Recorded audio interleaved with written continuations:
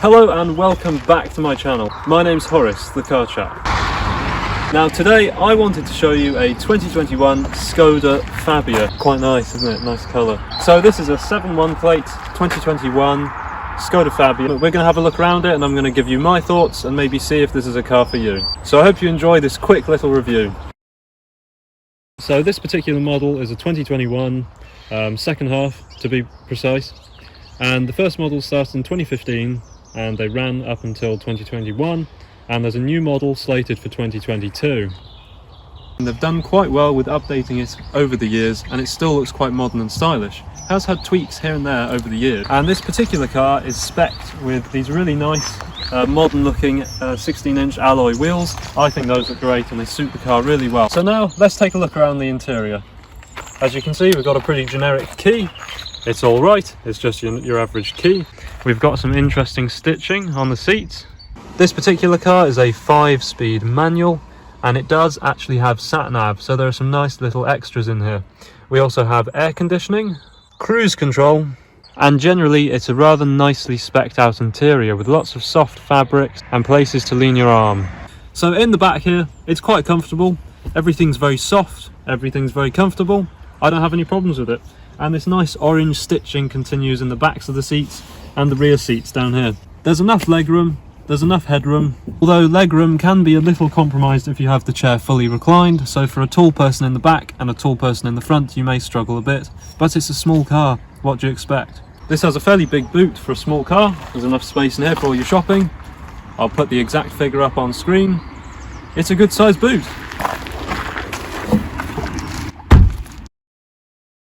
And under the bonnet we have a simple, very simple 1 litre, 60 horsepower, 95 newton meters of torque, 3-cylinder, 12-valve engine. That was a mouthful, I know, but what I'm trying to say is this car is not powerful. But that is not the point of the car. A 3-cylinder engine is very economical, and it achieves from 45 to 50 miles per gallon, which is incredibly good on fuel. It'll get you where you need to go, and it'll do it in a very financially good fashion. So obviously this car doesn't have the most amount of power in the world, but it does have a fair bit of torque. And for a car that weighs 1,000 kilograms, just 1 metric ton, I think that's more than enough power. Its top speed is 99 miles an hour. Maybe they're being generous, maybe it'll do the 100, who knows. On just one single tank of petrol, you shall be able to do over 530 miles. So now, let's take it for a test drive.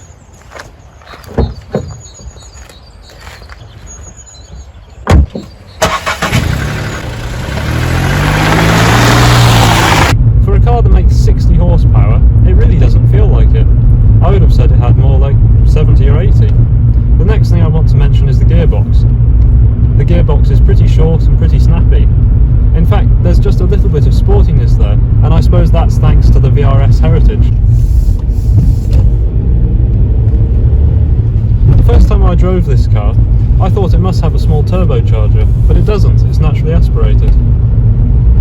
And for 60 horsepower, even in third gear, it really does pick up quite well. You'd be surprised. It feels almost like a turbo diesel, and because it's a 3-cylinder, it has that sort of rough sound, which I quite like.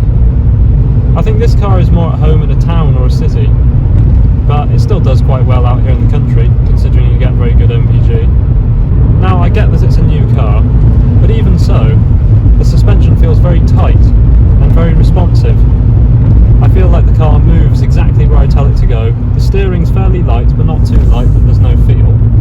It just feels like quite a responsive car. Now I know it's not going to be breaking any records, and by no means is it powerful with a almost 16 second 0 to 60.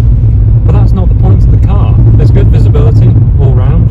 Everything in the interior is really nice to touch.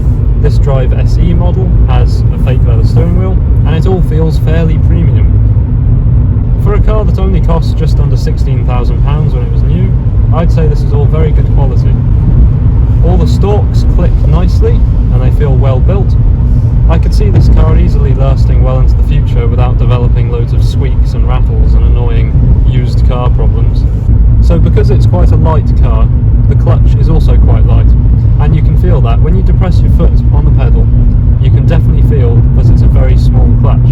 And due to that, the biting point is quite low, but I'm sure it's something you could get used to very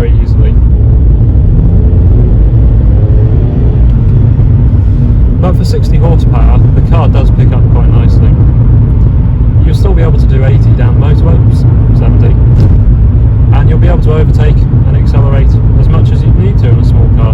Don't get me wrong, it's nothing sporty, it's just a car of the people. Even with the chair pushed back almost to the max, it still is quite cramped. If you're particularly a bigger person, maybe not a taller person, but a bigger person, you may struggle a little here. It is quite a nice dashboard, it's all nicely lit up, no virtual displays, but you don't need any. So the car feels clunky at low speeds because it's a 3-cylinder, it just doesn't feel quite as smooth as a bigger engine or a 4-cylinder. And the clutch is quite light, but again I think it's something you would get used to quite quickly. So while the interior is fairly spacious, the driver's seat is a little cramped. If you're a bigger person, you might struggle with that, with legroom and arm length. For some reason they seem to think that everybody has short arms and really long legs. But anyway, you can probably get used to it if you're not too big. But I think if you're in the market for a small car, you're not an overly big person, I think this could be the car for you.